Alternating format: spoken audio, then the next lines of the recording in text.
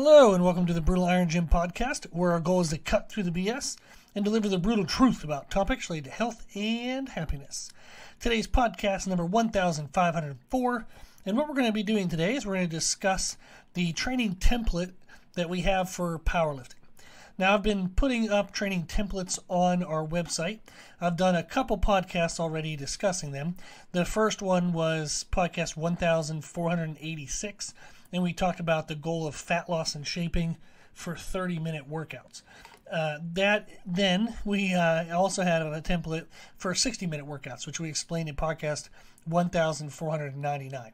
So both of those templates, the intention of the program is to teach you how to train for the goals of fat loss and shaping. One template is for 30 minutes, the other template is for 60 minutes. The reason why I started with those ones is why I'm doing templates in general is over half of my clients are personal trainers, and in some of our discussions, there's just over the years, they've asked about different programming things and different resources, and it's come up that there could be a benefit to having kind of like an outline, a structure that they can follow, that they know is going to be consistent and they know is proven to give results. But it allows for individuality. So that trainer can tweak it and change it based on each client's needs or based on their own preferences for teaching styles and what exercises they like. So the idea is to have a known structure that works, but ways to kind of play within that structure to personalize it.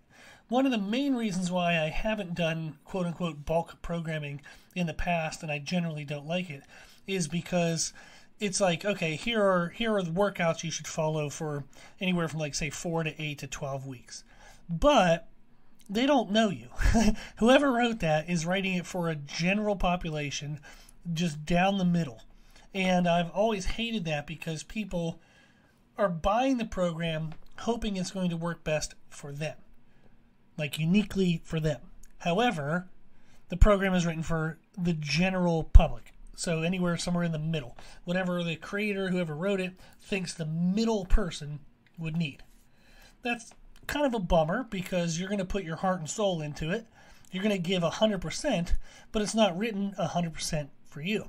So the reason why I want to do the templates is it teaches you how to write your own workouts. There's 3 months of free programming in there, so you can start with exact workouts that I write, but then you can learn how to tweak and modify and change it from there, which is what I feel is the best way to do kind of like a general programming where you don't have to pay the full price of, say, having a coach every single month, but you still get coaching quality of content and you get education of learning how to change it. So that's kind of the whole point of the templates. Is a lot of my clients were in need of this, and that's actually why the first thing I started with was the 30-minute sessions for fat loss and shaping, because that's what the majority of my trainers need. They need 30-minute sessions for fat loss and shaping, and then 1-hour sessions. So that's what we got into that.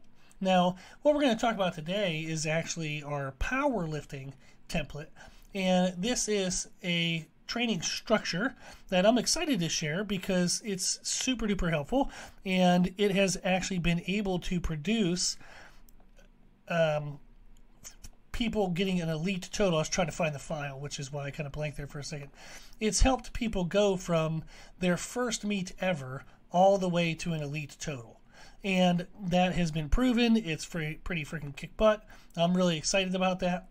I've done that with a lot of clients where they've never competed in powerlifting before. We started, I taught them how to do squat, bench, and deadlift the correct way for competitions, and we went all the way from a first meet to an elite total. This program can do that. Absolutely 100% will teach you how to do that. The program, the template, is 50 pages. It's actually 52 pages. That's ridiculous, but it's awesome content and tons of education. So what I want to do today in today's podcast is kind of talk through it page by page. I'm not going to read everything. That'd take forever. But I want to cover what's covered page by page, so that way if you're considering buying the template, you'll know what's in it. And if you have bought the template, you can look at it and listen to this podcast and kind of kind of work through it, content, and help with the education of it. So what it starts out with is basically just an introduction to the template focus. The template is designed to increase strength and improve powerlifting performance. The template will also improve muscular shape, mobility, cardiovascular endurance, muscular endurance, and help with fat loss. Now, some of those goals are dependent on your nutrition, which is why the template includes how to set up and create your own nutrition program. Now, with every template, you can actually choose to buy an additional service where maybe I would do your nutrition coaching for you while you follow the template on your own. So you can learn more about the templates in general and the services that are offered with the templates. If you go to our website, www.brutalirongym.com, then we have a couple links up there. The one titled Training Templates would be the one to go to. You can then kind of see what's included and kind of the rundown of what everything would be included with the program and optional add-on services. So the schedule for the workouts. The workouts are written in the order they should be performed with the expectation of a minimum of 3 workouts a week. But there's options for additional workouts. You can add 2 more workouts if you want. I would really kind of hesitate to suggest doing more than that, considering how heavy powerlifting is. You do need some days off. So I think 5 days a week would be pretty much a maximum on being able to perform well, not overstress your joints. But you have 3 minimum workouts, a 4th optional and a 5th optional, and it teaches you how to do all that. Rest days can be taken as needed based on your schedule. If you have multiple training days in a row, it's suggested that you increase your calories and try to increase your sleep, and that'll help with recovery. Okay, so the table of contents, basically what we're going to go through is template notes, per workout concept explanations, and all this will make more sense as I explain it. Then we have the template overview, the template explanation, additional workout structures and explanations. Then we have the fun stuff is example workouts for beginners. I give 4 example workouts that you would then run for 4 weeks in a row. And so that gives you a month of programming.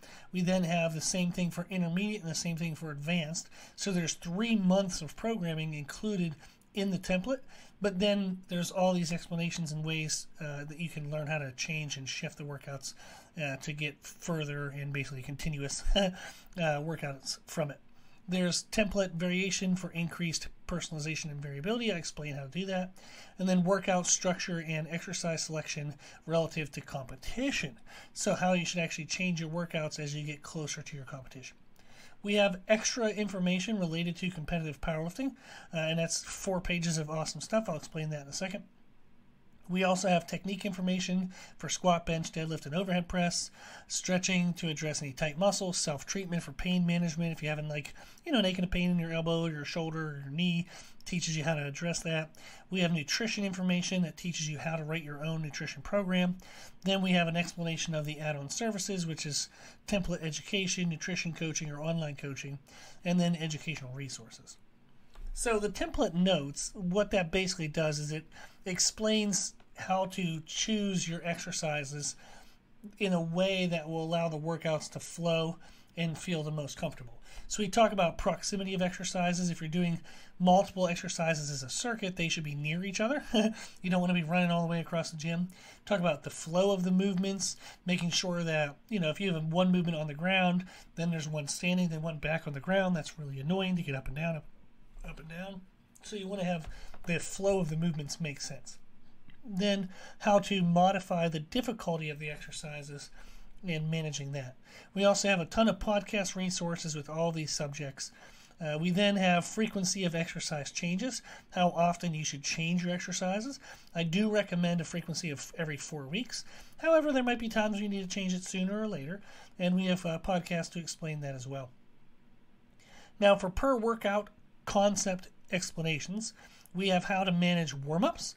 We have that explained and then supporting podcasts. How to manage rest times, explained in podcasts. What is a circuit, because the program does use a lot of circuits where you do exercises back-to-back. What the benefits of that are and how do you manage those. Then how do you select the right weight for your working sets? We have the explanation in podcast. Weekly progressions. How do you manage making improvements in your performance every week to drive and push the body to continue to adapt and grow. Then we have equipment abbreviations, a little bit of language to understand the template and the workouts better. Freedom of movement, how do you address tight muscles, how do you address better recovery after the workouts, all that is included as well, so that's super awesome. The template overview, basically what we talk about is per workout. You would start with a movement prep circuit of exercises, and you can perform in any order, but there should be something that addresses thoracic and kind of like shoulder mobility and strength, something that addresses core strengthening and bracing abilities, especially important in powerlifting, and then something for hip-based mobility and strengthening, and that's very important not only for healthy hips, but actually a healthy lower back. If your hips are very tight, the tight muscles will tug and pull on your lower back, and you can have a lot of lower back stress and pain that isn't because your lower back is overworked, not that because your lower back is weak, it's simply because the musculature of the hips are too tight and they're pulling on the back. So that's very important to know and very important to start with. Then we get into our main strength circuit, and this would be your main lift of the workout, whether it's squat, bench press, or deadlift. And then you pair with that something that's a mobility drill or a cueing exercise that helps you perform that lift better. And I'll give you some examples here in a second. Then we go into an accessory circuit where we put the weakest main lift related accessory movement. So what this would be is, say for example in deadlifts you feel like your hamstrings are weak. You might say, okay, I'm going to do something that targets my hamstrings, whether it's RDL, stiff leg deadlifts, hamstring curls, GHD, hamstring curls, whatever it might be. You're going to do something for the weakest part of that main lift, like weakest muscle or weakest movement function, whether that's a hip hinge or a knee bend, whatever it might be, and you're going to pair that then with the strongest movement. You always want to train your strong things because they protect your weak things.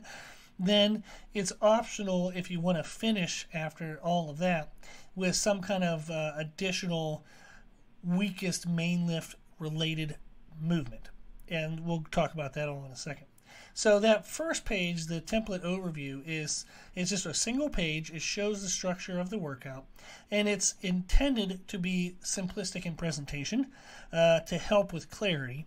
However, there are limitless ways to modify the structure to increase variety and personalization. So I have trained people since I was 18 years old. I'm 38 years old now. Trained people for 20 years. I've trained well over 3,000 people. I did the math, and I have had in-person, face-to-face training for, I think it was, if I did it 24 hours a day in a row, 24 hours a day in a row, no stopping, no sleeping, no nothing. It would be for well over 1,000 days. So over 3 years, if I'm doing the math, somewhere around 3 years. So maybe 2.5 years or whatever, of straight every single day, 24 hours a day training. That's how much time I've had in person. And the reason why I'm saying that is I have used these types of structures to create countless, literally countless, endless amount of variety of workouts for all of my clients. I have had clients train with me for over 2 years, and we've never repeated the same workout twice because it was fun, and if I'm there, I don't want to be bored. So I want to teach them new things and try to drive, maybe we're working on chest strength to improve aesthetics and bench press. There's a million ways you can do that. So why be bored to death? Let's have fun. Let's mix it up. And I would always show things differently or new, or I'd put the same exercise maybe in a different place in the workout. I would just always find fun ways to keep it creative, keep it interesting. And we would still check on movements, maybe every 4 weeks or 8 weeks or 12 weeks, see if they were getting better at a certain movement. But we mix it up a lot. And these workout structures have that capability to where you can use the structure to know that you're going to get great results, but you can literally create endless amounts of variety of workouts from these. Then what we go through is we have the template explanation. So for the movement prep circuit, I talk about how long it should take, how much rest you should take in between the circuits. I have self-testing videos for thoracic mobility, for core bracing information, for hip mobility. There's ways to self-test that, and then video links on teaching you how to address that actually. So if you do find an issue. Then we have the main circuit, main strength circuit explained. Again, how long that should take, how long the rest period should be. I have an explanation of what the mobility and kind of cueing improvement exercise might be. So common examples for squats are often related to core bracing, maybe external rotation of the hips, hinging mechanics, making sure they can, a person or yourself can bend properly at the hips while maintaining a neutral spine. You can also work on things as explosiveness if you want to add jumping exercises, maybe weight load tolerance and bracing mechanics with heavy walkouts. There's an endless amount of things you can add there that are going to help you perform better in your main lift. So we have examples for squat, bench, and deadlift all explained out there. Then for the main lift of the workout, it's workout 1 is squat, workout 2 is bench press, workout 3 is deadlift. And then, as we said, workout 4 and 5 are optional, and I'll explain what to do with those. But workout 1 being squat, workout 2 bench, workout 3 deadlift, that is a really good order. I'm sure there's arguments for all kinds of orders, but that's the order that I have used for clients. It has helped everybody perform super duper well. It'd be great. One reason is squat requires more range of motion, and overall is kind of it's kind of funny because even if you can deadlift more, squats tend to be more demanding and wear you out more. And that can be due to the range of motion increase. That can be due to the weight being physically on you rather than being in your hands and just kind of pulling you down. Squats, it actually tries to crush you. But I have found that when you do squats fresh, it's best.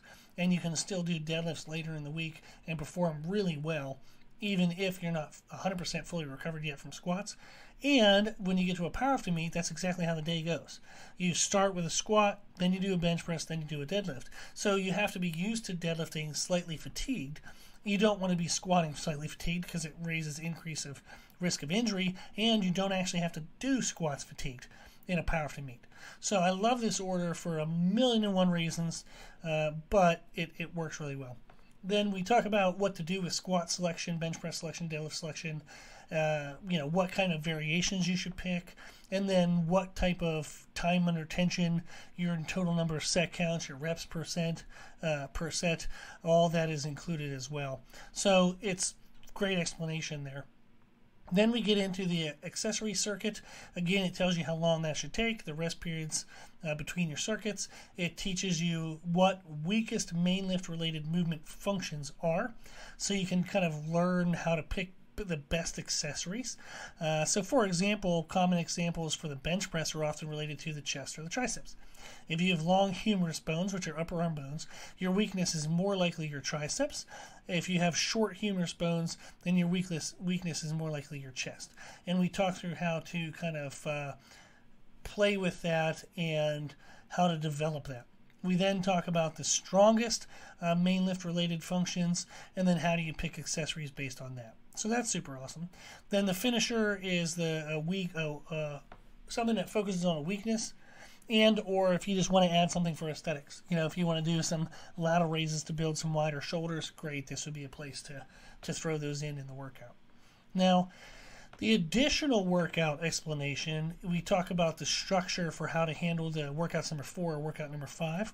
If you're going to add one additional workout per week, say you're only going to add a 4th one, we have the structure for how to do that.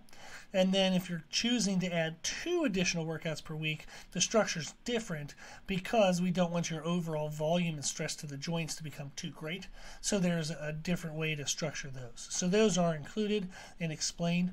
Then we also have the example workouts, the beginner workouts. So I'll just read you through one of the beginner squat workout. You would do vacuum breathing, laying on your back. This helps you learn abdominal control that you can eventually use breathing control in your squat. So that's really good to practice. Then we have floor slides for thoracic mobility, and all these exercises include a YouTube link tutorial so you can actually see how to perform these. The floor slides for thoracic mobility, you're already laying on your back, so you just stay in that position, and this works on kind of opening up your chest muscles. It works on range of motion through the shoulder. This improves your ability to have your hands positioned correctly on the barbell, so that's why it's included in the squat workout. Then we have a cross-legged glute bridge. This is awesome for opening up the piriformis, which if it is tight, it can cause depth issues. It can cause lower back strain. And it also helps open up the adductors, which do the same thing as well. If they're tight, they'll cause positional issues, depth issues, and lower back pain. So that's built in there to not only open up those muscles, but also to get you flexing your glutes and to eventually build stronger, healthier glutes. So that whole circuit is very specific for squat. And we have the tutorials in there how to do that. Then we go to the main strength circuit. We're going to perform a dead bug variation, which is teaching you how to brace your core while moving your legs. That's exactly what a squat is. So that's why it's included there. Then the squat variation that we have in this example is just a paused squat. So you're going to squat to the bottom and pause for a second and then drive back up. And then that gives you a really good chance to, for example, pay attention to where your weight is. So most people, as they squat down, they drift forward into their toes. By doing a pause, you can kind of pause at the bottom, see, okay, am I really pushing into my toes? Maybe I need to roll back a little bit and get more of the pressure in kind of like the middle of my foot, almost like I'm trying to drive my arch into the ground. So I tell some clients, it's like if you think of your foot being on the ground, think of a bug under the arch of your foot, and you're trying to squish the bug. So I don't want to be too heavy in my heels, I don't want to be too heavy in my toes. I want to try to squish the bug in the arch of my foot. So that's a really cool technique to use, just pausing. It sounds really simple, but it's very complex in the sense of what benefits it can offer. Then we go to the accessory circuit after we do all the squats and dead bugs. We go to the accessory circuit of a dumbbell RDL with a pause at the bottom, and this helps you learn how to engage your hamstrings and glutes and not just yank the weight up through your lower back. Then we have dumbbell goblet hold walking lunges. Those are freaking wicked but awesome because they force a more upright torso, which really helps work the musculature of your quadriceps down by your knees. So it's a really good complement to the RDL, which works up by the hips. Then an option to finish with is a dumbbell one-arm alternating deadlift. These are good for learning kind of squat deadlift mechanics. Also gets your heart rate up a little bit, and it just helps kind of open up your hips before you go home for the day, so that way you heal in a more open state. So that's an example of what one of the beginner workouts are. And again, all of these have tutorial videos. There's, for squats, for example, there's a video explaining a pause squat. There's a video explaining high bar position versus low bar position. There's 2 videos helping to explain general squat techniques, and then a video for bracing the core. So there's tons and tons and tons of information just layered in this stuff. Then, as I said, we have squat, bench, deadlift examples for the beginners, plus the additional workout.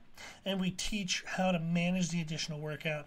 Like, what do you focus on? Do you focus on squat muscles, bench press muscles, deadlift muscles? How do you manage that? So we have those examples as well. Let me go ahead and kind of scoot on up here. I'll go through a couple pages, and we'll read through one of the advanced workout options. So let me read through let's go with deadlift. How about that? Okay, so let's go bench press. So for this, we do what's called a half kneeling prisoner wall circle, and this is the movement prep circuit. You're in a half kneeling position, and you almost draw like circles. You have your half kneeling position, hands behind your head, and you're sideways next to a wall. Sounds crazy, but again, there's a tutorial video. But basically, you draw circles with your elbow on the wall. This is amazing for thoracic mobility. It actually really helps core stabilization and hip stabilization. These are fantastic. They're a little wicked to get used to, but again, this is the advanced exercise example. So then we go to supine 90-90 hip lift with feet on the wall. This really helps you work on hip tilt positioning and core bracing.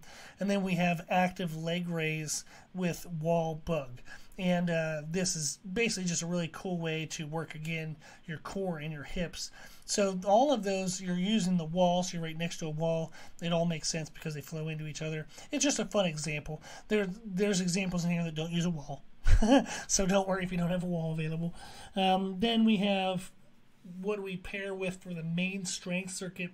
We have lying scapular retraction holds on the ground, and these are awesome. Is you lay on your back and you're basically driving your elbows into the ground to try to pick up your upper body off the ground. They're awesome, awesome, awesome because they really teach you how to squeeze your back that you will need to do in the bench press. So in the bench press, we have paused eccentric presses. This is wicked, but it's awesome because it's going to teach a lot of muscular control during the eccentric portion, which helps create more muscular damage and overall strength growth. So this would be an example of a program exercise workout that you would use further away from a competition. You're not going to do paused eccentric presses, a week out from the competition or anything like that. Cool. Then the accessory circuit is dumbbell 30-degree incline seal rows, which again teaches how to squeeze your back in the same way you will need in the bench press, paired with 30-degree incline chest press. So makes sense. Once the bench is at 30 degrees, you just leave it there and you work it. Then we have the optional finisher to work on triceps, dumbbell 30-degree incline skull crushers. So pretty simple in the sense that once you get the bench to 30 degrees, you're good to go. But these are very complex layered movements because they really do address your strength and your weaknesses very well as your kind of confidence handling a weight, your ability to control the movement patterns. There's a lot of stuff built in here. Now, once you go through all the example workouts, again, there's 3 months of programming included there. We have the section that's the template variations for increased personalization and variability. So this actually teaches you now how to change the workouts around based on your individual preferences. You can change the order of the exercises. We have a big long explanation for that. Changing time under tension targets, big long explanation and a supporting podcast. Changing working set intensity structure. So rather than doing, say, 3 working sets where they all have the equal intensity, you can do kind of 2 lower intensity, kind of really working on technique, then go all out on a 3rd one. So we have a podcast to explain that and a paragraph to explain how to modify that. You can also combine the main circuits. So the workouts are written to be completed within 60 to 75 minutes. So my powerlifting clients who have elite totals, they only work out for about 60 to 75 minutes. There's no need for you to be in the gym for 2 to 3 hours if you don't want to be. Maybe you want to be, that's fine. But do you need to be in the gym for 2 to 3 hours to be an elite powerlifter? No, absolutely not. And I've proven that time and time again. So there's absolutely no need to be in the gym for 2 to 3 hours if you don't want to be. So we talk about how to modify the structure of the workout to shorten the time frame of the workout or extend the time frame of the workout. Then how to move equipment around if you need to have things that make more sense as you pair exercise circuits with equipment. And then separating the main accessory circuits. It might be your choice if you have the time. Instead of performing the weakest accessory and the strength accessory together, you can just do them individually. So there's a lot of explanation for that. Then we have workout structure and exercise selection relative to competition. So 4 weeks before a competition, we talk about what you should do for your squat, bench, and deadlift, what variations to choose, and how to manage the intensity and weight selection and rep selection as you go all the way through the week of the meet. We have what to do with the accessory exercises, how you reduce volume but not intensity, and we explain all that. Then about 4 weeks to 8 weeks before the meet, that's kind of like the refining phase. So the 4 weeks or less is kind of like a peaking phase. The 4 to 8 weeks away from the competition is a refining phase. And we explain how do you choose exercises, based on that time frame.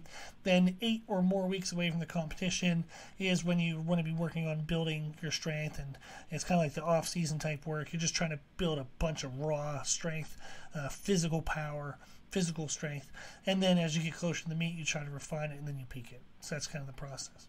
Now, competitive powerlifting related information, that's the next kind of section here on page 42, is we have a podcast that explains what's going to happen on a meet day.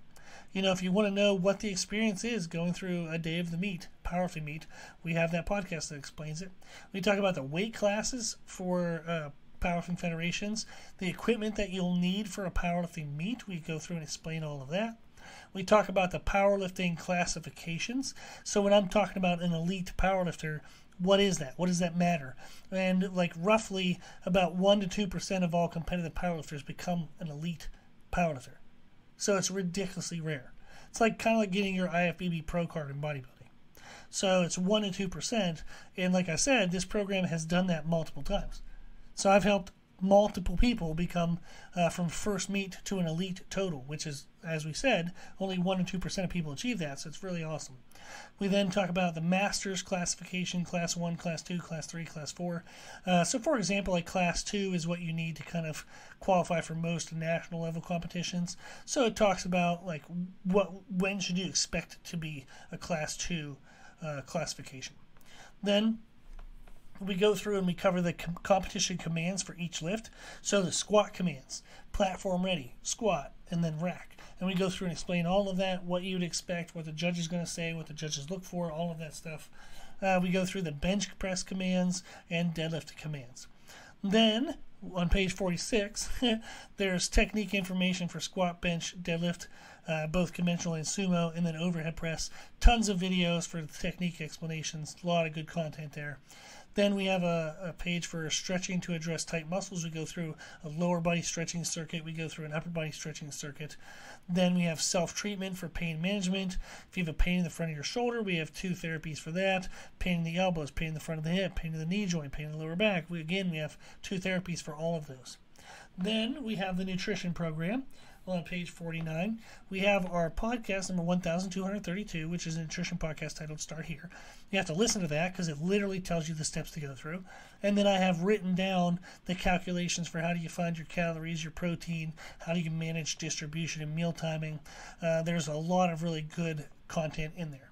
Then we explain the program add-on services, again, the template education, where basically you buy the template and then you hire me for a month for an extra $100 just to teach you how to use it and answer a bunch of questions. So you can ask me unlimited questions, I'll answer them, and then within a month you'll definitely going to have all your questions answered and have an idea of what you're doing, and then you can kind of run with it on your own. We also have a nutrition coaching option where you want to do the training template, but maybe you want help with nutrition. So you can hire me, and I'll help you out for that. There's no contracts on any of those. We just do it for however long you think you might be helpful for. And then the other option is online coaching, where I do both the template education and the nutrition, and I kind of take over for a little bit, show you and teach you how to work through the template, and then you can run with it on your own once you feel confident to do so. Awesome.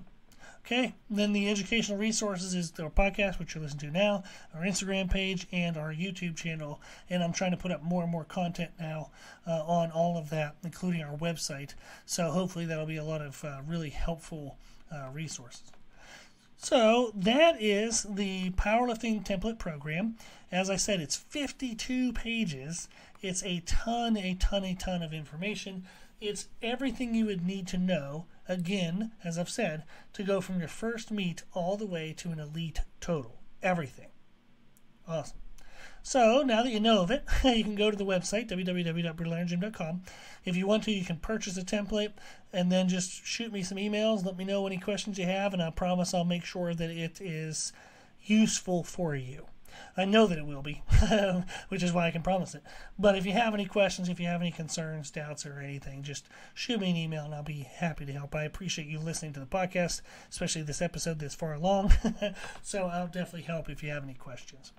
Then also on our website, you can request a template. So if there's a subject that you would like to request, let me know, and then just give me about, like, say, a month or so, and I'll be able to put that all together and be able to offer that on the website. So that's a lot of cool stuff. I really appreciate you listening. I love the idea of these templates, so that way people can learn how to train themselves, but learn really good freaking content that's proven to work. We also have, if you want, our Try Me programs. It's literally called Try Me programs. And what that is it's a boiled down version of the template to where at a lower cost you get to kind of test out the workouts. It also includes the nutrition information, so that's already included in there. So they're cheaper, they're half the cost. They still have all the workout examples. They have pretty good explanations of stuff. They have all the nutrition information, all the stuff to help you kind of keep you safe and injury-free. But that's a good way to kind of test out the program if you want, to see if you're going to like the template. So that is an option as well on our website. Okay, well, that's everything. Thank you for listening. I appreciate your time, and I hope that you've gotten benefit from today's podcast. If you like our podcast in general, please consider sharing it. If you share it on social media, that does reach the most people. But if you share it in conversation with somebody, if somebody just has a nutrition or training question, just let them know that we exist and that they're welcome to reach out and I'll answer their question for free. Thank you to the people who donate to support the podcast. The podcast is well over $1,000 a year for hosting costs. I give an hour to it every day, and we're going to keep it for free. So thank you to those who donate, which you can do on our website to help that free thing and help cover some of the costs and whatnot. You can donate on the website, www.brutalirongym.com. Option there for one-time donation, monthly donation, yearly donation, even just $5 a month. It does add up and it does help, so thank you. If you like the information we share in our podcast, you can find more from us on our social media channels on Instagram, Facebook, Twitter, and YouTube under the name Brutal Iron Gym. If you have any questions, feedback, suggestions, anything that you want to know, let us know at our email, brutalirongym@gmail.com. As always, I hope this was helpful, and thank you for listening.